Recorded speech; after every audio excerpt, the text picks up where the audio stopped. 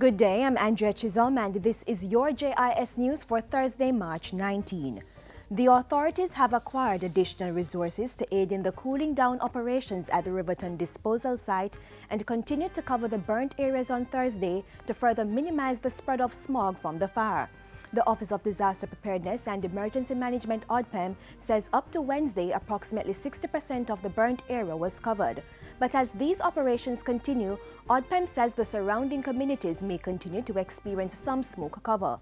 Persons are urged to take the necessary precautions to safeguard good health and safety.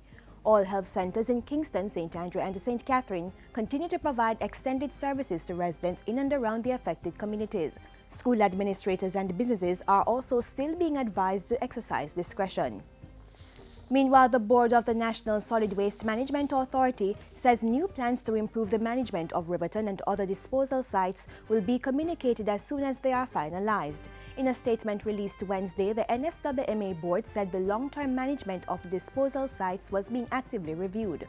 The board said further that the authority would soon be advertising for a new executive director as Jennifer Edwards' contract expires on March 26, having been extended from February 24 of this year.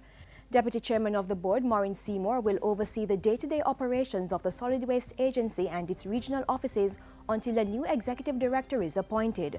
In the meantime, the NSWMA Board apologized to the nation for the inconvenience of this latest fire and said its teams and their firefighting partners were working around the clock to fully extinguish the fire and clear the smoke nuisance.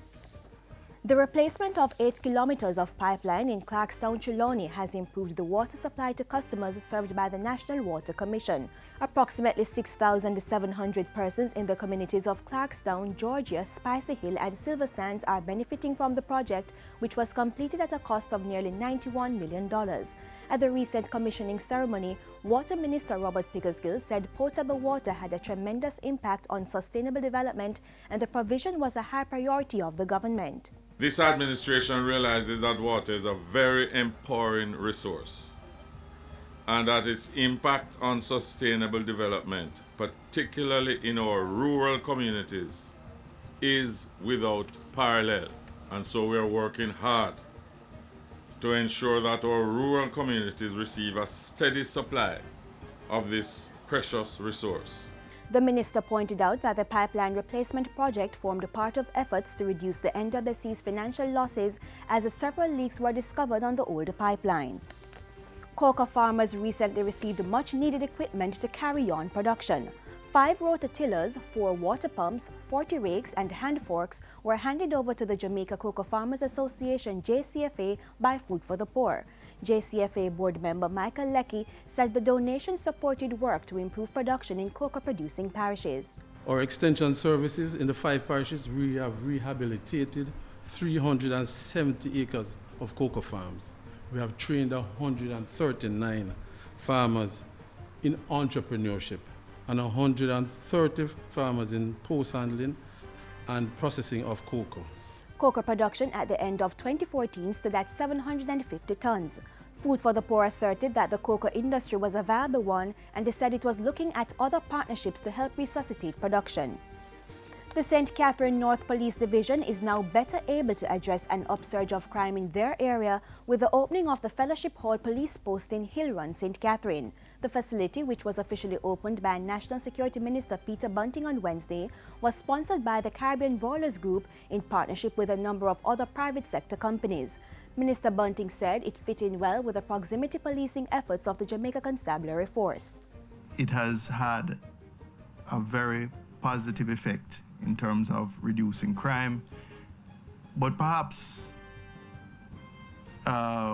more important in a way, it has allowed the community to develop relationships of trust with the police officers who are right there, same cop, same beat every day, and they get to know the community and the community gets to know them. The police post will also be assigned a vehicle to assist the officers execute their duties. The Fellowship Hall Police Post also boasts cutting-edge security and communications capabilities.